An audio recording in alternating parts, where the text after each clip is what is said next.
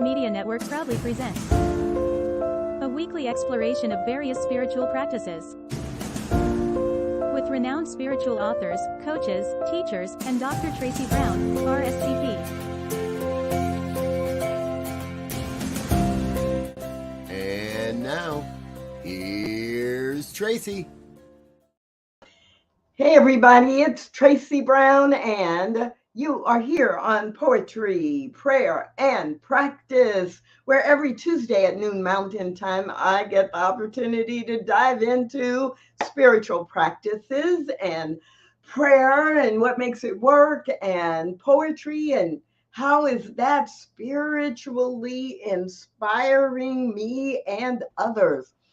If happens to be your first show or your first exposure to the show, then let me just welcome you and tell you that one of the things I love most about the show is that you get to eavesdrop on candid, unplanned, unscripted conversations with me and my guests when I have a guest. And on other weeks when I don't have a guest, we usually dive into a spiritual practice or a poet and experience it together. But today I have a featured guest, and a featured guest that I am excited and delighted to share with you. Her name is Reverend Kathy Mastroianni. Now, I'm laughing because before the show started, I was sharing with Kathy that I had in the last year met someone with a very similar name, Catherine Mastroianni, and how for months I would look at Catherine and my brain would say Kathy Mastroianni. And so I should not have shared that story with Kathy, because as I was getting ready to say, my wonderful guest today is Kathy Mastroianni, my brain was like, don't you mean Mastroianni? Don't you mean Catherine? Our brains are fascinating. That's the word I'm going to choose. Anyway, so today on Poetry, Prayer, and Practice, my guest is Kathy Mastroianni. And I love to share 3 things I know about my guest before I invite them in and invite them to share other things. And it's really hard with Kathy, with Reverend Kathy, because there are so many things rushing through my brain right now. So I'll give you some basics. Number 1, Reverend Kathy Mastroianni. Oh, am I going to do this for the next 45 minutes? I don't believe it. Reverend Kathy Mastroianni is the executive director for the Science of Mind Foundation, the Science of Mind Library and Archives Foundation. And she'll tell you more about what that is if you're not already familiar. Number 2 about Reverend Kathy. Reverend Kathy lives in Colorado, but not in Denver. And she lives up like on a mountain. And it's fascinating because when I first met her, I never imagined her as someone who lived like up in a mountain. So I don't know what that means, but it was different from what I expected. And number 3, in an earlier part of her career, Reverend Kathy worked with domestic violence, women especially who had been involved in domestic violence. And so she's always, in her adult life, as far as I know, she's always been involved in helping others and creating a different, more beautiful, more healthy, more inspired, and maybe more spiritually grounded life, not just for herself, but for others. I'm going to stop there almost because there are other things flooding through my mind. Like Kathy has a beautiful daughter named Isabella. And Kathy, okay, stop, Tracy. Stop. Stop.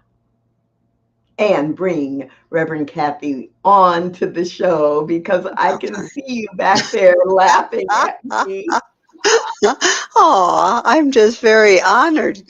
Thank you for Well, all these beautiful. the one I just said stop, but I'm going to say it now because I want to see your reaction on the screen. I was going to say, and Reverend Kathy does a mad cabbage patch because when she gets really excited, like she gets really excited, and then you It's can see true. it, and she does the cabbage patch, and anybody who knows her knows it's true, and then that makes you happy too. It would be like it would make me laugh and smile every time you were that happy, right? Oh, that's awesome. Welcome to Poetry, Prayer, and Practice. Thank you, Dr. Tracy. It's again such a joy and honor to be here with you. Oh my God, this what a great show that you put together. When I saw it, I immediately said yes. I said this is just going to be a it's going to be a good time, but it's just going to be a great opportunity to share. Yeah, probably a bit about me, but there's so much about Dr. Ernest Holmes that people just really aren't aware of. And yep, Yeah, go for it. so first, anything else you want people to know Oh, about you and who you are and what's important to you. And then we'll talk a little bit about the archives because um, in New Thought Media and network, there are people who are not related to Science of Mind or people who are part of Science of Mind communities that don't know anything about the archives. And then after we do just that little snippet, then I can hardly wait till I get into poetry written by Ernest Holmes. nice. Thank you. Well, I think just one other thing is I'm really into peace. I'm very peaceful. Usually I have like a lot of peace on, and I, and I believe that's from experiencing not peace in our lives. I think when we experience not peace, it kind of makes you want more peace. And one of the things I love is Dr. Holmes really is all about peace. And so I'm also on the Global Heart of Peace Initiative for Centers for Spiritual Living. And it's such a joy because I get to bring the Ernest Holmes peace quotes and poetry out to the world. So that brings me joy. There you go. Yes, purple. That's right. We had the same I almost wore it today. We had the same bracelet on that one day, that mala that was purple. And I was just like, oh, I should wear my Tracy mala. Like, yes, if you know Kathy, you know she loves the color purple.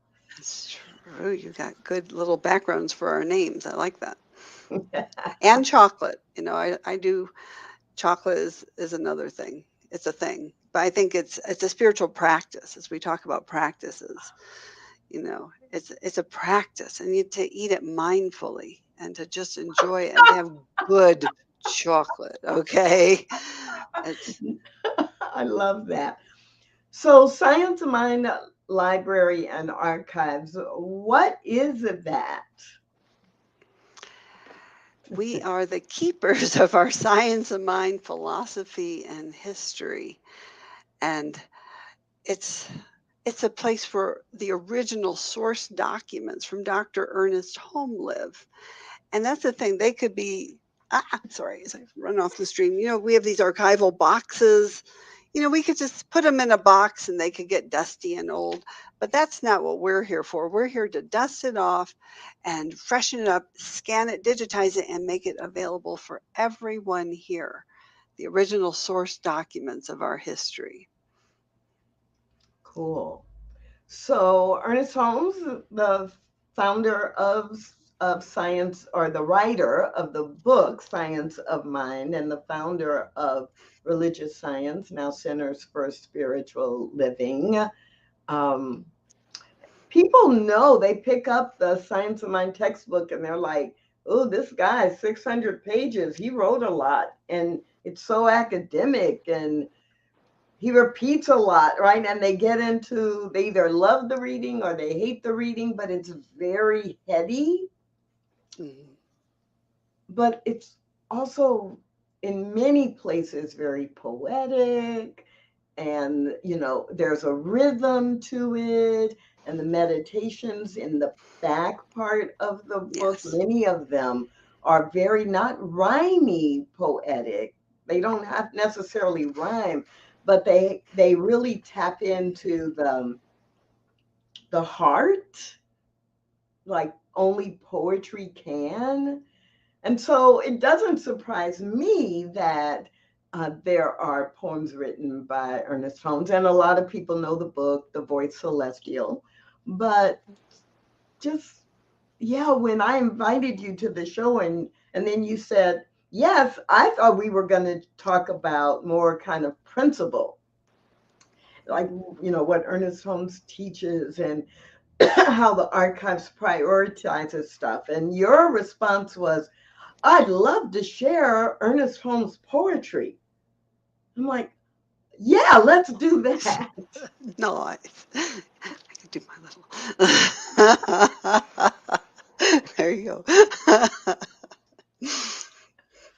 Yes. So that came to mind for you. What were you thinking, or do you even remember what you were thinking when you said, let's talk about Ernest and his poetry?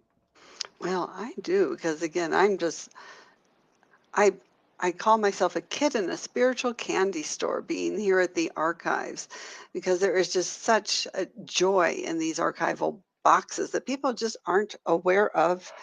There's entire folders called Ernest Holmes Poetry, and it's he even he did greeting cards back in the day with the Buzza Cardosa Card Company, as we were talking about. I'm sorry, my whole desk is filled with fun toys, show and tells. The religious science hymnal. A lot of people aren't aware that there actually is a hymnal, but Ernest wrote songs for them. And actually, in one of the books about Ernest Holmes, there's a story about a musician who would sing at Founders. And he sang this beautiful song, and Ernest said, "Oh my God, I love that. Where'd that come from?" He goes, "You wrote it." And so he took Ernest Holmes' words from a sermon and actually created a song based on it. So there's just I, and we're actually working on. We have many projects here at the archives, and this is one that's been close to my heart. We had an intern come here and put together, compiled Ernest Holmes poems. And so there's 20 poems in this little manuscript waiting for illustrations and to be brought out to the world. I love it. Future product, future best-selling Yeah. book. Ernest Holmes' poems must be the subtitle. And one Mhm. of those poems is going to create the title that Beautiful. summarizes it. I just see it in my mind's eye right at this moment. Mhm. So, Mm. you have to share some of the poetry, right? I I do. Okay. And I've been looking for this exact greeting card, but I was found so happy I found it typed up because I loved it so much. It was for a new baby. Do you remember this one? Oh, yeah. Oh my God. This just touches my heart. It's so adorable. So I have it on my screen. I move it over. It says, "Welcome and love to you, baby dear." Alrighty, guys. It says, "How did you get here, baby dear? From nowhere to somewhere, from somewhere to here. Where did you get your sparkly eyes? Did God give you the two brightest stars in his skies? Where did you get those tiny hands? From heaven or earth or never, never lands? And what is this miracle all about with your dimpled feet and toes that stick out? Tiny pink nose and ears so red, like a beautiful rose all snuggled in bed. Did you come from the sunset or morning dew, or the heart of love so kind and true? You're not of this world, but from heaven's blue, a wonderful dream that at last came true. 'Twas an angel that brought you and left you here. Welcome and love to you, baby dear." Oh, right? So beautiful. One of the things that makes me think about, because there's a whimsical quality to it, obviously now we could look backwards and say, wow, that was before Dr. Seuss, right? And it sounds like a Dr. Seuss kind of rhyme and rhythm, but he wrote this well before Dr. Seuss was writing and publishing. Mm. That whimsical quality, there are several things that Ernest Holmes wrote or spoke, transcribed talks, including the last talk at Asilomar, Sermon by the Sea, where he says, in that talk, he says, I don't take myself seriously. I take what I'm doing seriously. And so I think we don't play up or we don't share enough that he did have this just let's have fun and let's be lighthearted, not to avoid the depth of the principle, not to avoid applying it Mm. in in in the real world, but to celebrate this opportunity that we have to be life and to experience life.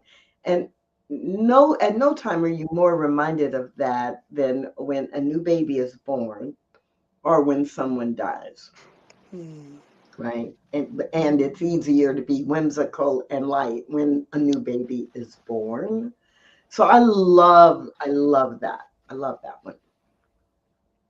Thank you. And I just think it brings that mystical, magical, spiritual element to the baby. Where'd you come from, baby dear? From nowhere to somewhere, from somewhere to here. I mean, it does have that beautiful, spiritualness to it. Yeah, it actually does capture like what we teach and Yes. what the teaching does, like, oh yeah, and in a very lighthearted way. I had not I had seen that before a couple of years ago maybe. And I didn't have the thought then, but listening to you read it out loud, Mm. the thought went through my mind of at CSL member communities around the globe.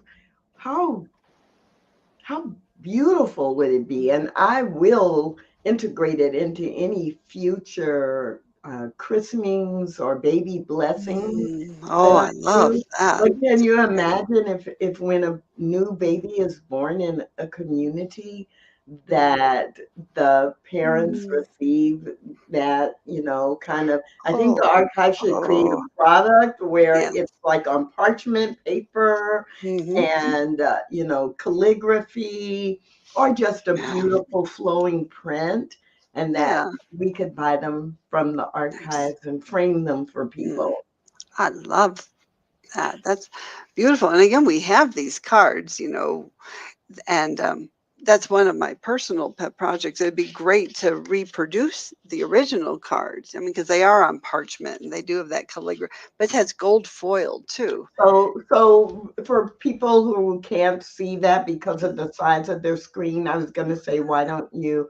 I'm going to make you full Ah, screen, but also why don't you, yeah, read it, right? yeah. That's beautiful. We know that they walk in the garden of God. And again, even the inside. So again, the Buzza Cardosa Card Company made these.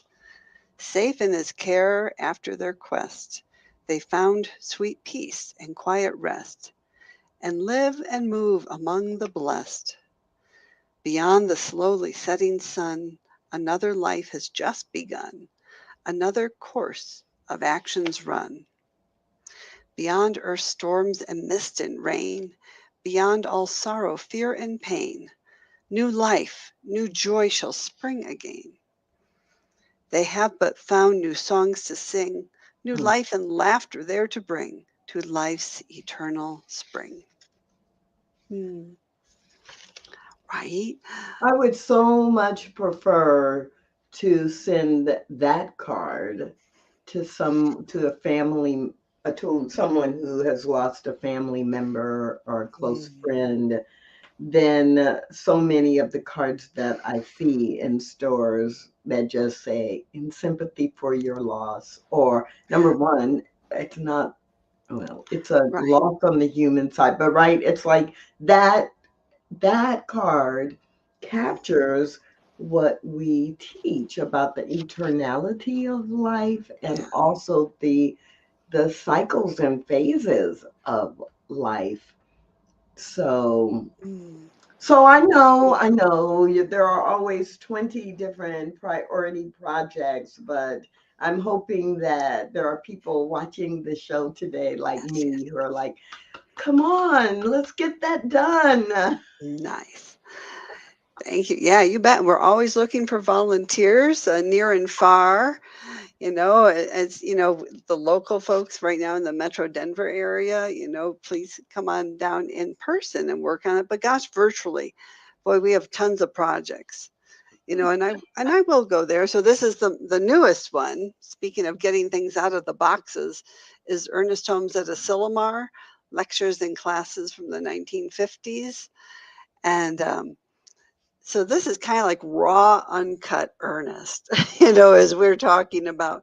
I think a lot of his other books were really edited, and this just has such beauty and depth, and it's just him speaking. And he spoke as again during the 1950s, and the Silomar, a lot of people just came back from. It's by the sea, and it just has a sermon by the sea that you mentioned too. It's just a beautiful place where, and they didn't do spiritual retreats, they did advances. He goes, we don't retreat, we advance. And so it's a place for an advance. And Reverend Mark Gilbert's on our archives board, and he is just enthralled with everything in our boxes. And so he compiled, I mean, this is over 400 pages alone. It's just over 400. And again, it's beautiful. It's Ernest just speaking from his soul. It Um, is pretty amazing. I can highly recommend it. yeah. Um, I thought I was going to sit down and just kind of scan through it, see what jumped out. And I very quickly realized, no, I literally wanted to read every word. And so it would be, and think about it. So I would read one talk, right, one presentation, and then I'd be like, okay, I have to close the book because it just has to marinate. And then also I would think about, I found myself thinking, like you just said, having been to the grounds of Asilomar State Park, imagining, like reading it, but then imagining being with a group of people and having that talk be shared as guidance. So that is, I can strongly encourage people to purchase the book. Thank you. And just even going through, you could see he loved poetry. I mean, he had so many poems are referenced in the book. And I am going to scroll just for an archival minute, because in the back, it's the coolest thing on the planet is an index. I mean, I feel so geeky, but there's this index in the back, and it goes over topics, but also people. And so the dude just would name drop like no one's business. Meister Eckhart, and Albert Einstein, Mary Baker Eddy, of course, Rhonda Fleming. Oh my God, yeah, Jesus. Yeah, he was a good dude, and he referenced Jesus a lot. But just the index alone just makes you kind of want like evolution, eternity, enlightenment, faith, ignorance, fear. Just the index is really quite a fun thing to look at, and then to find out what Ernest thought about it too. Well, everything we're talking about is definitely resonating. We've got comments in the chat, of course. Shay is a regular Oh, yeah. listener, watcher, and Shay is right near you physically in terms of living. And we've got another purple lover and peace and chocolate. And bumpy cakes, yes. And yeah, like, okay, another vote, another vote. Another vote. Another vote. So yes, and then Wayne reminds us that yes, we're talking about printing things, but we also need to make them downloadable. And Yeah. that's cool. We can make a poster and you could purchase it and then download it on the spot and print it out in your own printer. I love it. I love it. hmm And our website has tons of those items that are downloadable. And the other very cool thing is we have audio Ernest Holmes, for website subscribers and friends of the archives. Oh, I know you've been to one of our lunch and learns. We have monthly lunch and learns on the third Thursday of the month at noon Mountain Time. And you hear Ernest Holmes. I mean, I can kind of do it, but when to hear it directly from source is just really very special. It touches your heart, and all of a sudden, when you read it, you hear his voice in your head. When you hear his voice, so come to their complimentary free lunch and learns the third Thursdays to hear Ernest. But then you learn more about what's available through the archives. It's very fun. Yeah. Yeah. So poetry, poetry, poetry. Yes. Yes. Yes. I'm like wanting to hear. I didn't think I could have pulled the voice celestial off of my shelf, but I didn't do that, so it's too late for that. Do you have a favorite when you think about what's on your desk in arm's reach? Do you have a favorite that jumps out that you would like to share? Hmm. Here's a beautiful one that folks have used for their wedding anniversaries or weddings. It's called Together. It says, "Let's walk life's road together, you and I, and love will guide our feet as we go, oh my sweet, here and in the forever by and by. In gladness, rosy blooms the path we tread, hand in hand and heart to heart, each of the other's life part, till time with snowy white adorns the head. And when the sands of earth's brief day have run, still hand in hand we'll go, where sunsight's evening glow meets the first blush of new day's rising sun." That's, people have used that for anniversaries. It's pretty, yeah. Hmm. There's so many I love. Ooh. Yeah, isn't that pretty? Um, Mhm. So for people who joined in this, after the first few minutes, just want to repeat that you've had someone actually pull up and record or transcribe a set of poems, and we could be looking for that. Did you say there were 20 in that document? there are, yes, there's 20 in that document. It was, again, an intern. She spent 40 hours here just going through and putting together what she felt were just beautiful that would be a book. And so this could be our next project to get out to the world. Ernest Holmes poetry. Yes, I love it. And people are getting a little sneak preview. Like you've shared things already that are not available in print and out there. So I love and appreciate that a lot. Yeah. Anything else that comes to mind for you about Ernest Holmes the poet? Well, again, I have, so we do have a birthday party for Ernest Holmes every year at the archives. It's virtual, so anyone can attend. Again, it's complimentary for folks to come. And it's, so if I would just sign up for our newsletter, so that way you're in the loop of all these things, our new publications. And if you go to scienceminearchives.com, in the upper right corner, it says sign up for our newsletter. That's awesome. But what we did one year, so we have Park Peters, who we just adore here. He's been digitizing Ernest Holmes audio recordings. And so what he did is there's hymnals, there's religious science hymnals. Who knew? And so what he's done is he's taken a few of the hymnals that Ernest wrote and sang them at our party. And actually, I will give Dr. Kent Rautenstrauss from Mile High Church would play, and Park would sing it. And so here's one. It says, "Be still and know. Be still and know that I am God. Be still and know that I am God. I am quiet and peaceful, for I put my trust in thee. A great stillness steals over me, and a great calm quiets my whole being. As I realize thy presence in me, I am still in thy presence, and I put my whole confidence in thee alone." Um, That's beautiful. And when you go to Founders Church in Los Angeles,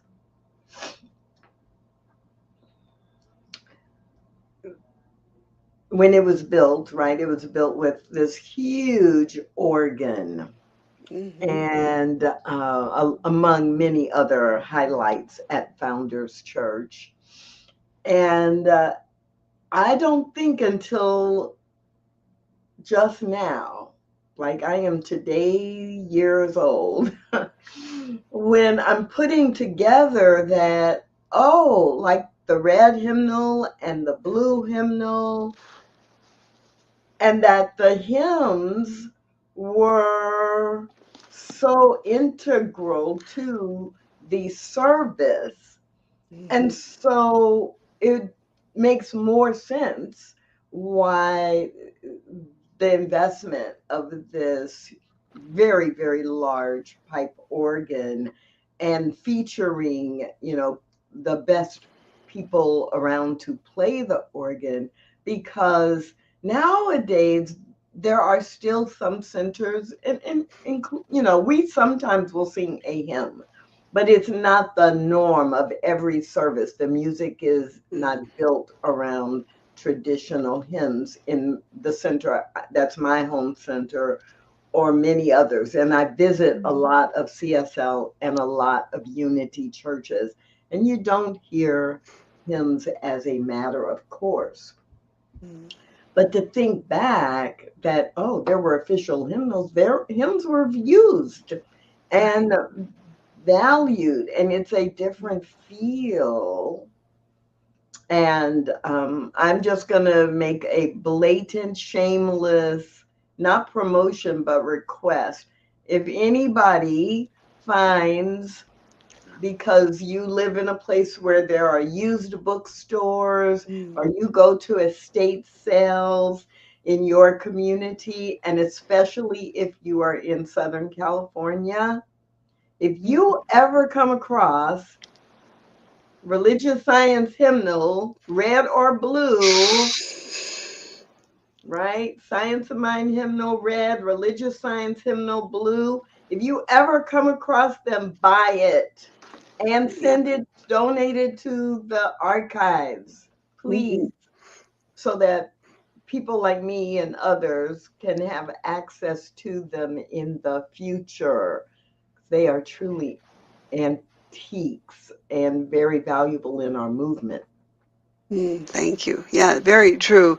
And when you do hear the organ music, so with the audio, we have the Ernest Holmes radio shows. Yes. It's Irma Glenn on the organ. And so Irma Glenn, Irma Glenn was the I've not organist. heard that name before. I know. And she was a minister, and she's Reverend Dr. Irma Glenn. And I always just to myself, I say, "Play it, Irma." I give her some little across the veil encouragement. "Play it, Irma. Good job." Okay, so one of the dangers of having people who I've met and have had contact with on this show is that it makes me kind of throw out some things that I wouldn't do with a complete stranger, because I wouldn't know. So you're like, what do you say sometimes when you hear that? "Play it, Irma." And so what my brain heard was the play that funky music, right? That song. So I was like, play that funky organ, I Irma. love it. So in my mind, I'll be Yeah. like singing that whenever I hear the organ. I play that funky organ. It wasn't funky in the sense of funk music, but I have heard some of that. I just didn't know. I didn't know who I was know. playing. I Mhm. didn't know it was a woman. I didn't know it Mhm. was a reverend doctor. Right. And that's really significant because so often when I see the history of organs being played in movie theaters, in roller skating rinks, and in churches in the 40s and 50s, it's almost always men. So you're just reminding me of a piece that I'm often proud of, and we don't talk about a lot. We talk about the fact that there have always been women who are ministers in religious science, in the science of mind movement from the very early years. Mhm. Um, we don't as often talk about the fact that there have been Black people and other people of color in the movement that we can document at least as far back as 1934, 33, 34. Um, and we just don't know, right? We don't know. So we Mhm. don't share that. And here is another way we know and we can be proud of Founders Church being built in the late 50s and the entire construction design, the Yes, the architect, architect. Mhm. right? The architect, and then overseeing the general building of Mhm. Founders was a Black man. And Yep. in the mid to late 1950s, you wouldn't expect that in Los Angeles or anywhere else Mhm. in the US. And so knowing that Paul Revere Williams, was selected, right, to design Yeah. this multi-million dollar building that Mhm. became the kind of visual image of who we are is amazing. So Mhm. Irma Irma Glenn, Glenn. It's true. And to go off of that, I'm glad this isn't mirroring things. So I was just at the Parliament of the World's Religions, and we yes, did a workshop on the matriarchs of New Thought, founders of inclusive peace and justice ministries. And we're really grateful. In addition to like Emma Curtis Hopkins and folks, they really talk a lot about Johnny Coleman and her influence on our New Thought movement, and just so inspiring. It was just a great workshop, and actually, Dr. Robert Brzezinski videotaped it, and that workshop should be available for everyone soon. And we'll have that available. So, again, people can really learn about the powerful women of New Thought. And I did talk about Dr. Pearlwood, and just her influence in like you said, in the 30s, on our movement. And I think you're the one who told me the story that Ernest Holmes would go to her church in the morning and then do his show like in the afternoon. yeah, that his weekly talks were on Sunday afternoons. And so, yeah, and of course, I have to then give honor and gratitude to Dr. J. Scott Neal, right? Mm, Because that's how, I mean, he would share when he was in ministerial training in Los Angeles that Dr. Holmes would often go to Triangular Church with nice. Mother Pearl. And Mm, then, of course, a lot of the ministerial students would go because they were going to go where he went. nice. And Mm, yeah, that whole mm, connection that we don't often know unless someone who lived it right. shared it. So that would have been, in the late 50s. And so I really appreciate those stories. And I really appreciate you sharing, some of this poetry. And I bet there are people who did not know there were greeting cards and the use of poetry as song. right? So all songs are spiritual poetry, Right. Yes. right? And so I love that. So our time is beginning to run down. Are there other poems or that you want to share, or is there any other piece about Ernest Holmes and poetry that we need to make sure to include? I think it's what you had started off with, that even in the textbook in the back, those meditations to me are like poems. And we had Dr. Jesse Jennings come visit the archives, and we have the original textbook of Ernest Holmes from 26 with his writing in pencil when he updated it for the 36. And it's in our display case. And Dr. Jesse put on white gloves and he turned it to the meditation sections, his favorite, and placed it on the little altar there. And so most people should have the textbook, so that should be easy access to the I think it's poetry of Ernest Holmes. It's just written from his soul. It's it's just so inspired. He was such a mystic. He just was such a clear and open channel of the divine. And people just aren't aware of how prolific he is. And I say in the present tense on purpose because it's right now that it's impacting us now. Yes, right now. Right And here, right now. yeah, and so the archives, again, we have lots of projects. We're here to bring them out to the world, and we do need people's support and help. If this is of interest, you want to volunteer, help out, again, just give me an email or check out the website. We have a new thing called Past Perfect. It's not populated yet, but it's so close. Everything in these archival boxes, we want to scan and make available to everyone out there for you. So for you, for your spiritual, so you can read it and go, oh my God, and have it touch your soul and impact your life. And we're just, it's an honor and a blessing to be the stewards of our history and to be here. And Uh, I love your love, Dr. Tracy, of our history. I mean, you would always come in here and I always look forward to you coming. I mean, you cared. You care so deeply. You would always look through the minutes and look through the boxes and learn. And that's what we're about. That's what we're about, is that curiosity and learning. I'm laughing because when I was in high school, one of the classes I almost failed was history. But it wasn't because I wasn't really interested. It really was because, the teacher always wanted to call on me and I would have done the homework, but I was very, very timid. And so she thought she was helping me come out of my shell because she knew I knew, like I'd get 100 on every written test. And so I was not a fan of history, thanks for my late teens and early adult life, because I had such a hard experience with that one teacher. And it was American history, and there was nothing in there about Black history, which I knew, right? So it was like we should be talking about this. So for many years, I avoided anything historical. And yes, now I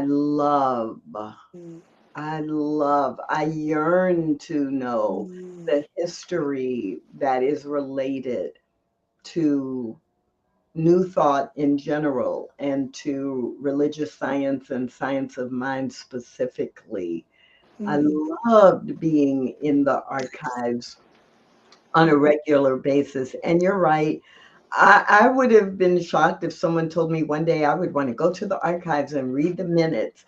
But the reality is, since we know that life is eternal and there really is only one thing ever happening, I found myself wanting to go back. Like if I was there, if I was at the building in September, I would want to go back and read what was happening with the board of directors or the trustees in September 25 years ago and in Nice. September 75 years ago. And I was shocked at how often they would have been talking about some of the same problems, the same Yeah. challenges, or making some of the same decisions. Mhm. Right. Wow. It really gave me perspective. that there really is nothing new ever happening, and we get to choose how to apply universal spiritual principle to navigating whatever's happening in humanity right now. So yes, anybody who is ever near the archives where they are now or wherever they may be in the future, take advantage of the opportunity to touch the ancestral energy and let it embody you. And that's so beautiful, because when people do come here, they feel it. You could just feel. I mean, sometimes people just burst into tears because this has touched their lives so deeply, and they feel it. And so it's really an impactful experience to come here.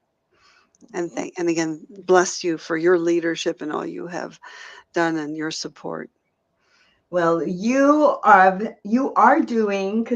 to do an amazing job at the archives. It's a big job, and I appreciate all that you do. And I appreciate you coming onto Poetry, Prayer, and Practice today and sharing some insights and some of the poems written by Dr. Ernest Holmes. Thanks, Kathy. You're welcome. Thank you. It's been a pleasure. And thank you to everyone who is up there. We appreciate you. So everybody, you know the drill. If you got anything at all out of today's show, then I totally want to encourage you to join me next week with Reverend D. Jacqueline Edwards and all of the guests that are lined up in the month of October, November, and beyond. If you're watching this recording and it is, at some time past what I am referring to as next week, please know that you can go to New Thought Media Network on YouTube, and all of the shows are there. Or you can reach out to me at tracy@reclaimjoy.com, and you can ask me to send you a link to the playlist where we have all the shows easily available for you to grab and to listen to and watch on YouTube. My name is Tracy Brown. This is Poetry, Prayer, and Practice. And I really, really, really, really want to encourage you to pay attention to the way that poetry inspires you. Pay attention to the way that you use prayer in your life to go deeper and deeper and deeper. And pay attention to the spiritual practices that help you create and live a life you love. We'll see you next week, Tuesdays, noon Mountain Time, right here on Poetry, Prayer, and Practice. Thanks for watching. Join us again next week, or watch on demand at www.ntmedia.org or youtube.com/New Thought Media Network. New Thought Media Network, positively inspiring. Learn more at www.ntmedia.org.